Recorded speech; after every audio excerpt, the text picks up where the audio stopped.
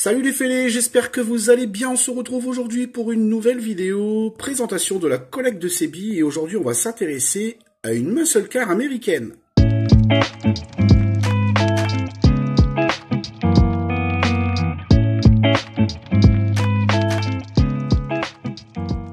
Alors pour cette nouvelle vidéo, j'ai décidé de vous présenter une voiture qui me tient à cœur personnellement puisque c'est une de mes premières voitures à acheter pour débuter ma collection, la Dodge Viper RT10 de chez Burago à l'échelle 1.18. Une voiture que je trouve magnifique, vraiment, elle a de superbes lignes, elle a une très belle histoire et on va commencer par ça.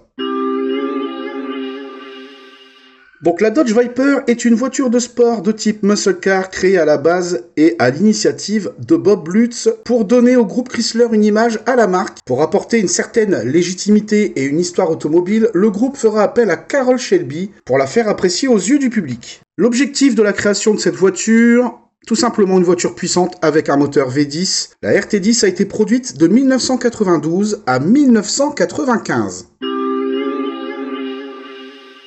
Au niveau des détails, écoutez, on va retrouver une miniature plutôt bien réussie, une voiture très jolie avec une très belle calandre. On remarquera que les feux, c'est pareil, ils sont plutôt sympas pour du Burago. À savoir que Burago à la base c'est des jouets, tout simplement. Mais depuis quelques années, depuis quelques temps, ils font vraiment des efforts au niveau des miniatures. On a quelques miniatures de chez Burago qui sont vraiment très sympas. La Viper, pour ma part, en fait partie. Donc ils ont été dans le détail au niveau du pare-choc avec les éclairages. Donc ça c'est vraiment un bon point. On a les feux qui sont très propres, les longues portées. Si on cherche un petit peu dans les aérations, on peut entrevoir quelques parties du moteur. Voilà. On va retrouver le long capot avec les petites aérations et le pare-brise qui lui aussi est en superbe état. En général, les Vipers d'occasion, faut faire attention. Souvent, c'est les éclats de peinture au niveau du capot et aussi les rétroviseurs. Malheureusement, souvent, il y en a un de pété ou voilà. Et aussi, souvent, le petit pare-brise qui est fissuré. Là, pour le coup, il n'y a aucun souci au niveau du pare-brise. Par contre, le seul hic que j'ai, mais ça, ce sera réparé très prochainement, c'est le rétro de droite qui a un léger éclat. Donc voilà, une petite retouche et on n'en parle plus. Sinon, dans l'ensemble, tout l'avant de la voiture est très correct. Côté profil, on va retrouver les jantes qui sont magnifiques, j'adore ces jantes. Ils ont été jusqu'à mettre les inscriptions sur les pneus, donc qui sont des Michelin. On retrouve ici sur l'aile le Viper RT10. On peut entrevoir aussi une prise d'air qui sort de l'aile. La portière est très bien dessinée. On a ici le bas de caisse avec les sorties d'échappement, donc il y en a une de chaque côté. À l'arrière, pareil, ça reste très propre. Les jantes, elles sont plutôt pas mal. À l'arrière, encore une fois, très joli au niveau des optiques, c'est très propre, rien à dire. On a encore la petite plaque RT10 qui est collée, qui n'est pas très bien centrée, mais bon, c'est pas très grave. Pareil pour le logo Dodge,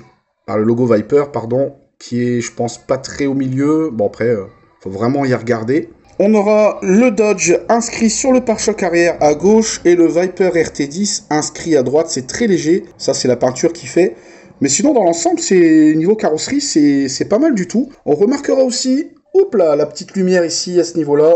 Les rétroviseurs qui bénéficient d'un petit miroir. Certes, c'est un miroir assez cheap, mais il y a quand même des miroirs, donc c'est pas négligeable. Souvent, sur certaines voitures, il y en a même pas. Pour le coup, c'est présent. Côté intérieur, au niveau des détails, c'est plutôt pas mal. Encore une fois, c'est réussi, je pense. Au niveau des panneaux de porte, déjà, vous pouvez le voir qu'il y a quand même du gris et du noir, ce qui fait ressortir quand même ce qui est pas mal. Ils auraient très bien pu pas se prendre la tête et nous mettre un panneau de porte moulé, sans peinture, sans détail. Là, il y a quand même un minimum, c'est appréciable à l'œil. Niveau de l'habitacle, c'est pareil. Le volant avec le petit logo Viper sur le centre du volant. On a des stickers en guise de compteur, d'équipement. On retrouve la boîte de vitesse avec le frein à main. Côté sellerie, très joli encore une fois, on a les ceintures Simpson avec les sièges. Pareil, les sièges sont fragiles, faut faire super attention. Souvent, sur ce genre de modèle, j'ai remarqué souvent qu'il y avait des sièges qui étaient décollés ou cassés. Pour le coup, là, il n'y a rien à dire, tout est propre. Au niveau des ouvrants, il y a pas mal de choses. Donc, comme vous l'avez vu, il y a les portières. On a également le capot qui se lève pour laisser entrevoir le fameux V10. Donc le V10, lui, pareil, plutôt bien détaillé. Ils ont même inscrit le Viper sur le moteur. Ça, c'est très joli. Pour du Burago, franchement, c'est correct. Et à l'arrière, on a le petit coffre qui fait gadget. Mais voilà, on a quand même un petit coffre plutôt sympatoche.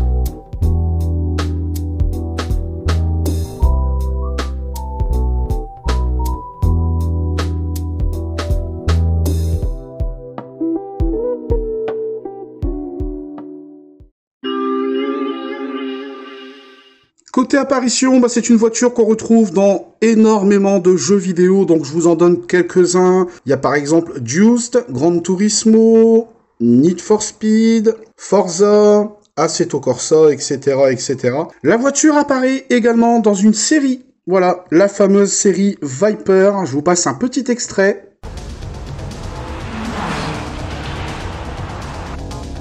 On my count. 3, 2, 1. Activate.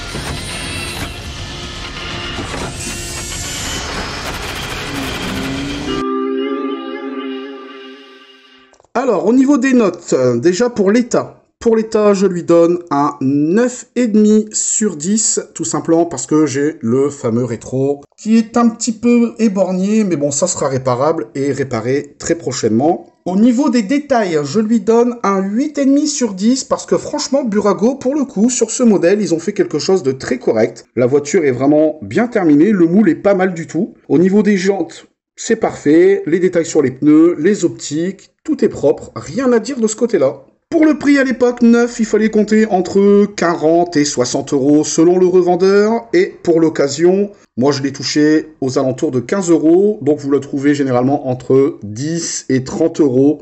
Alors oui, je sais, je donne toujours des fourchettes assez larges.